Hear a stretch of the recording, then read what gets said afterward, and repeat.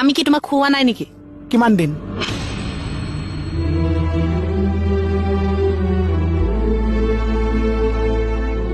তোমাৰ কি সংসাৰ আছে? তুমি কি বিয়া হৈ নাযাবা? সদায় মোকে চলাই থাকিবানে দোষী? আৰে মই যদি বিয়া হওঁ তোমাকো লগতে লৈ যাম, হ'ব? এইবিলাক চব কোৱা কথা চব মই বুজি পাওঁ।